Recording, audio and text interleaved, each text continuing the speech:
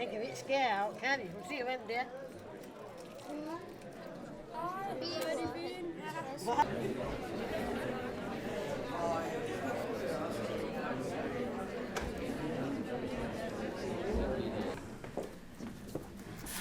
Ja, så tror jeg, at vi starter. Jeg vil meget gerne byde velkommen til jer alle sammen til Bivers 60-års fødselsdag og til vores fælles premiere, som jo er som jo er sådan en dokumentarfilm, som vi har lavet i samarbejde til DR1. Og så tror jeg, at Biver vil starte med at sige nogle ting. Så jeg tror, Mogens han træder ind. Jeg er Bivers stemme i dagens anledning. Biver siger, velkommen til jer alle sammen, og tak fordi I vil dele denne dag med os. Nu har I vel lagt mærke til, at det smukke vejr kun kan betyde, at jeg har været sød hver eneste dag hele året. Nyd filmen.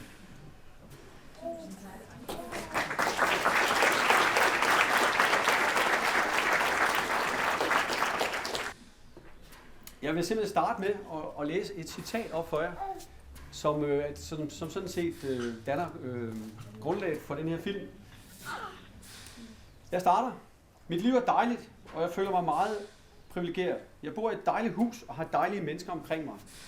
Og når jeg fortæller vittigheder, griner folk meget mere, end de gjorde før. Der er intet at klage over, udover at det dejlige ikke var ved. Det er jo denne mand, som har skrevet de ord, og fordi jeg bruger det her citat, det er simpelthen fordi, at jeg synes, det er et meget fascinerende, men det er samtidig også et meget provokerende citat. Biver, han kontaktede mig for over 3 år siden, hvor han skrev, at han meget gerne ville mødes med mig, og han ville gerne have, at jeg lavede en film. Og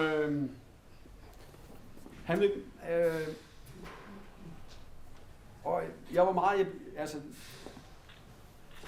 nysgerrig, som jeg er, kunne jeg simpelthen ikke lade være med at tage imod invitationen, for det er jo det, jeg lever af, at være nysgerrig. Og jeg kan tydeligt huske vores første møde. Her sad der en mand i en kørestol, og det eneste han kunne, var at blinke med sine øjne. Og oveni var han så forbandet provokerende at sige, at han nu var lykkeligere, end han var, da han var rask. Det pirrede mig, for hvordan kan man overhovedet sige det, tænkte jeg. Jeg er her med årene blevet klogere på dig, Biver, men også på livet i forbindelse med at lave den her film. Men tilbage til mit første møde med Biver. Her sad der så en mand, der havde humor. Han havde en livsgnist ud over det sædvanlige. Og jeg synes jo, det var en bemærkelsesværdig mand med et usædvanligt liv. Og oven i det, så havde han jo også en meget skøn kone, skal jeg hilse at sige. Og så havde Biver også den her meget, meget usædvanlige lyst til at komme i medierne. Og nu er der nogen, der griner, fordi nu har Biver en meget, meget god ven, som hedder Arne. Og han sidder lige her. Og jeg tror sådan set, at Biver fører over Arne, eller er det omvendt? Men altså, det bliver meget spændende, når den her så kommer på DR1 til januar, hvem der så fører. Men i hvert fald bliver jeg meget inspireret. Og så vil jeg læse et andet citat op fra Bivers bog.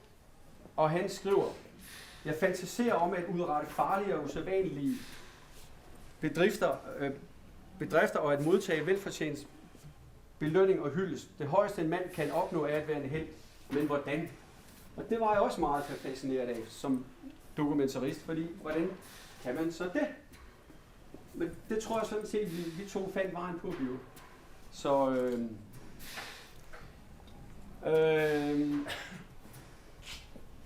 jeg skal lige tjekke, hvor langt jeg er nået her.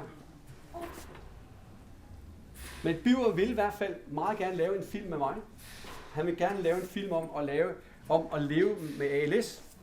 Og så blev det også til en film om livet og kærligheden. Det smukke i livet. En film, der havde en mission, må man sige. Og som kunne være en stor hjælp og til stor inspiration for andre mennesker. En film om retten til livet. Vi begyndte at arbejde, og det er altså 3 år siden. Så lang tid har Birger og mig kendt hinanden, og så lang tid har vi arbejdet med den her film. Og vi har stort set været i dialog med hinanden hver dag. Det har været et fuldtidsarbejde for Birger i perioder, er jeg sikker på.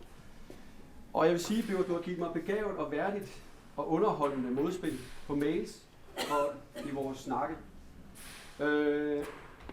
Og nogle gange skal det jo siges, for du er jo en mand med dine meningers mod, har vi også været meget uenige. Men der har Birger altså været, han har vist sit format, fordi mange gange i løbet af den her periode har han sagt, Lars, du er chefen.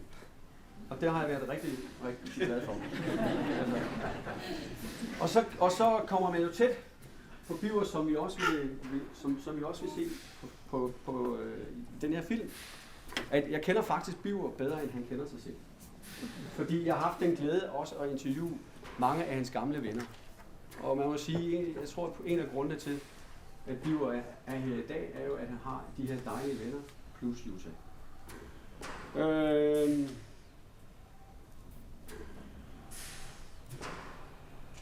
Og så vil jeg så sige, at så er der jo et andet menneske, som jeg også er kommet til at holde af, og det er jo Jutta. Og jeg vil gerne understrege både for dig, Birger, men også for Arne, at Jutta er ikke medieliderlig på nogen som helst måde. Jutta det har været anstrengende til tider at bede hende om at stille op, men hun har gjort det. Jeg tror meget til glæde, eller altså i kærlighed til Birger. Og jeg har lovet hende fra i dag af, at jeg aldrig mere vil filme det har I så hermed mit... Så er der nogle stykker, jeg gerne vil nævne i forbindelse med filmen. Og jeg vil sige, Susanne, det er denne venlige kvinde, som sidder hernede, mødte jeg jo i en af de perioder i dit liv, hvor du skulle træffe en af de svære valg, og du åbnede døren for mig, og også for Birger. Og så nu læser jeg lige op, hvad jeg har skrevet. Tusind tak. Vi har efterhånden lært hinanden at kende rigtig godt. Du har været meget tålmodig med min fumleri og tumleri, og det ved du, det har jeg gentaget mange gange. Det er jeg rigtig, rigtig glad for. Og så synes jeg, at du er sej. Jeg synes, du er rigtig, rigtig sej. Og jeg synes også, at du har nogle dejlige børn. Så tak for det. Og så vil jeg så læse op. Så har vi Anne, mig og Jora. Og det kan godt være, at det bliver svært, det her. Og de sidder et eller andet sted. Jeg kan ikke lige få øje på dem. Men de er svenskere. De sidder heroppe. Og jeg vil bare sige, at jeg har virkelig ingen ord for det, I har været igennem. Og som jeg fik lov til at være en del af. I åbnede jeres døre i en meget svær tid. Jeg ved, at Johan synes, at filmen var meget vigtig at få lavet færdig. Tusind tak er så ringe. Det eneste, jeg kan trøste mig med, er, at jeg er sikker på, at filmen vil gøre en enorm stor forskel i jeres hjemland Sverige. Og det var det, som Johan ønskede sig. Ja.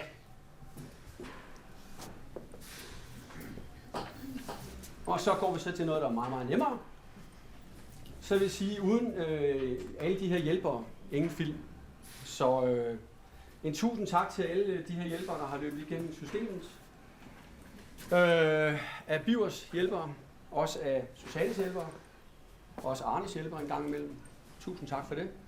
Og en speciel tak til Helle, som er her, ved jeg. Og så var der jo det her forunderligt, at den første dag, jeg filmede for 2,5 år siden,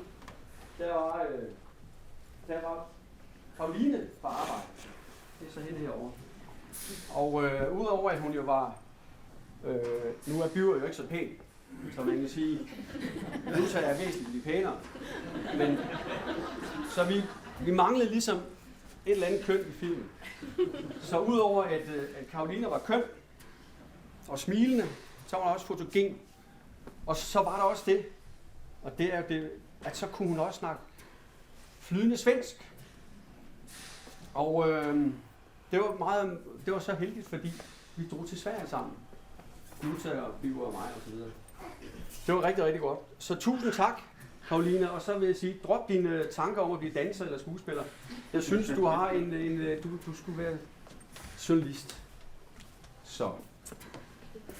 Jakob, min tro væbner, hvor er du henne? Han står der. Det er min klipper. Og vi slåsede i et halvt år med at klippe filmen færdig. Og vi sad og når I så skal se filmen, prøv at forestille et halvt år, hvor man sidder og kigger på ham her. Det er meget, meget bedre at kigge på Jutta og Karolina og Susanne og så videre. Altså, det er jo... Det er humor, Bio. Det er humor. Ja, det var det pæne mand. Men tak, Jakob, for kampene. Selv tak. Det var meget flot. Lars besøgte mig, og jeg kunne hurtigt mærke, at jeg var langt fra de brune gulve. Men jeg fik opgaven at skrive manuskriptet til min del af filmen. What, tænkte jeg. Jeg som troede, at jeg nu skulle se mit navn bøjet i neon. Lars er meget omhyggelig. Hvis jeg skrev 4 sider, kunne en halv linje bruges. Men uden den omhyggelighed var filmen måske ikke blevet til noget, som vi alle kan være meget stolte af. Kære Birger, tak fordi du tog mig med i projektet, og fordi du havde tillid til, at jeg kunne gennemføre det. Kære Lars, tak for din tålmodighed.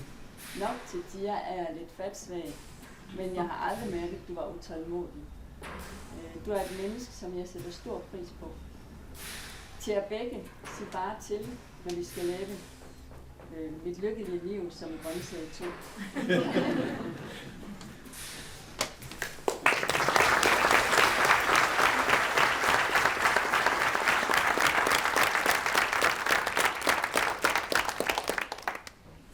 Birger har skrevet: Tusind tak, Anna, fordi du vil lade Johans og din tragiske historie være en del af filmen.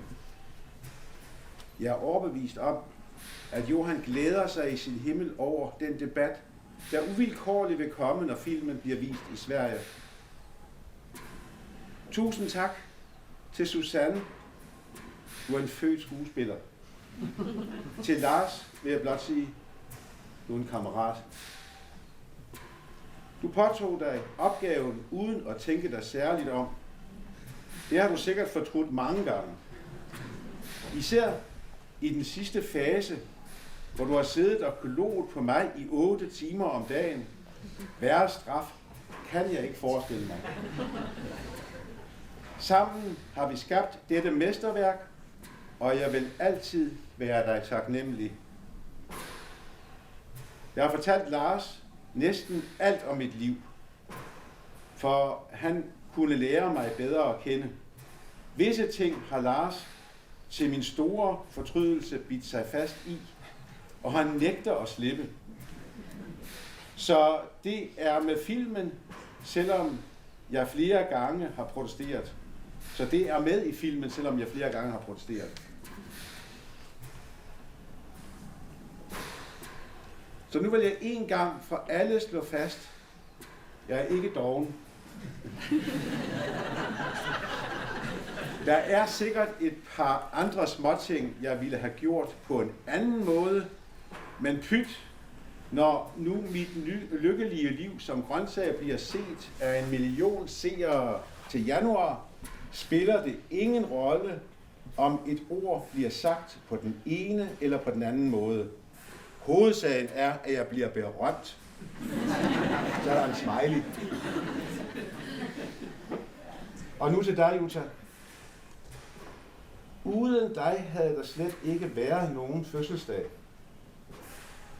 Det er vores kærlighed til hinanden, der har holdt skuden flydende. Du har mange beundrere, fordi du er så stærk og vis. Og jeg er stolt af, at du kan klare livet med en svækling som mig. Min livsforsikring udløb i går med en udbetaling på 500.000 kroner, og det siger meget om dig, at du ikke slukkede for respiratoren for at blive en velhavende smuk enke. Den maler, der malede Mona Lisa, bliver aldrig glemt af mennesker, der har adgang til at fordybe sig i, hvad sådan et kunstværk rummer af dimensioner, af fortællinger om livet. Det var en meget, meget stor sammenligning der, Det er det, der lige falder mig ind. Jo. Jeg har overhovedet ikke forberedt mig. Men det er faktisk det, jeg føler med den kombination, som du og Biver har gjort. Første, anden, tredje, fjerde, S, T, E, første,